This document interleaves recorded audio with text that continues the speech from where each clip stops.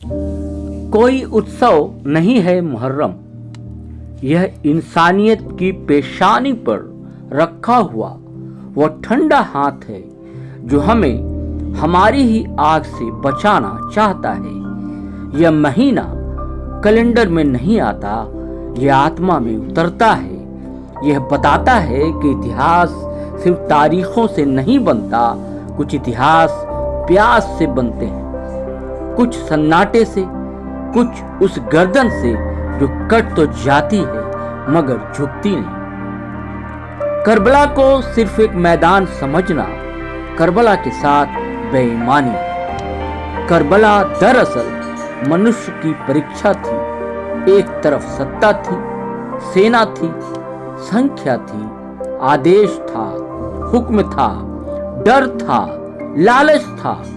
दूसरी तरफ कुछ लोग थे जिनके पास पानी कम था, साधन कम थे, रास्ते बंद थे, मगर आत्मा यानी रूह मुकम्मल थी, पूरी थी।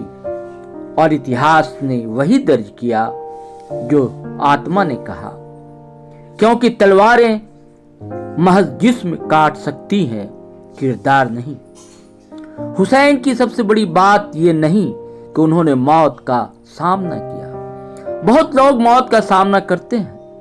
हुसैन की सबसे बड़ी बात यह थी कि उन्होंने उस जिंदगी को ठुकरा दिया जिसमें सिर बच जाता मगर सच मर जाता।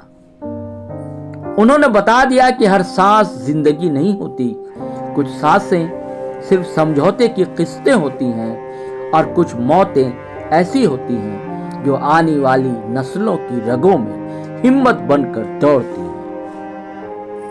करबला में प्यास सिर्फ पानी की नहीं थी, प्यास न्याय की थी, प्यास सम्मान की थी, प्यास इस बात की थी कि इंसान को इंसान रहने दिया जाए, कि सत्ता अगर अन्याय पर उतर आए तो आदमी कम से कम इतना तो करे कि अपनी रीढ़ की हड्डी को पहचान ले। हुसैन ने कोई साम्राज्य नहीं जीता, कोई तख्त नहीं लिया, कोई राज नहीं बसाया, फिर भी सदियां उनके नाम के आगे अदब से खड़ी हैं, क्योंकि दुनिया आखिरकार उसी को याद रखती है जो सुविधा के आगे नहीं, सत्य के आगे, हक के आगे सिर झुकाता है।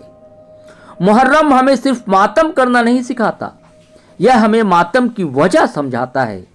आंसू अगर सिर्फ आंख से गिरे तो पानी है, लेकिन आंसू अगर अन्याय की स्मृति में गिरे तो वह गवाही बन जाते हैं। सीना अगर सिर्फ दुख में पीटा जाए तो दर्द है, लेकिन सीना अगर उसूल की याद में पीटा जाए तो वो घोषणा है, ऐलान है कि हमने अभी तक अपनी रूह को पूरी तरह बेचा नहीं है।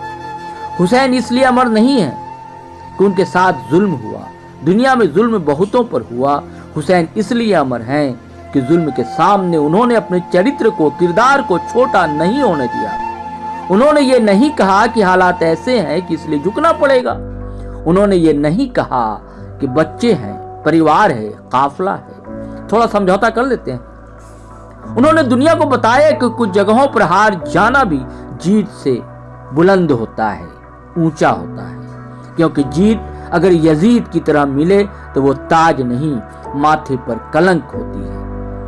और सच कहिए तो करबला हर साल बाहर नहीं आती, करबला रोज हमारे भीतर उठती है जब हम सच जानते हुए चुप रह जाते हैं, जब हम ताकतवर की मेहरबानी के लिए कमजोर का दर्द अनदेखा कर देते हैं, जब हम सुविधा की थाली में आत्मा का हिस्सा परोस देते हैं, जब हम अन्याय को देखकर कहते हैं कि हमें क्या, वहीं कहीं हमारे भीतर का फुरात दूर होने लगता है, वहीं कहीं रेत तपने लगती है, कहीं वहीं इतिहास हमें खामोशी से देखता है।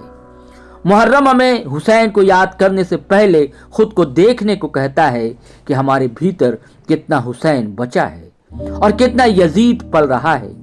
हम किसके साथ खड़े होते हैं जब खड़े होने की कीमत हो, हम किस सच को बचाते हैं जब सच बचाने में नुकसान हो, हम किस प्यासे को पानी देते हैं जब पानी देना सत्ता के खिलाफ जाना हो। सलाम उस हुसैन को जिसने दुनिया को यह सिखाया कि इंसान की असली औकात उसकी उम्र से नहीं, उसके उसूल से मापी जाती है। सलाम उस करबला को जहां जिस्म हार गए मगर रूह ने पूरी इंसानियत को जीत लिया। सलाम उस प्यास को जो आज तक हर जमीर वाले आदमी के गले में अटकी हुई है। और लानत हर उस यजीदियत पर जो हर दौर में नए नाम, नए चेहरे, नई पोशाक और नए तर्क, नई दलील लेकर आती है मगर भीतर से वही रहती है, अन्याय की बेशरम भूख। मुहर्रम महज शोक नहीं, स्मृति है, याद है। और याद स्मृति नहीं, प्रतिरोध है, मुखालफत है। और प्रतिरोध और मुखालफत ही नहीं, मुहर्रम दरअसल इंसान होने की आखिरी शर्त है। हम आभारी हैं पत्रकार साथी असीम तिवारी के, जिन्होंने इतनी शानदार स्क्रिप्ट लिखी है। शुक्रिया।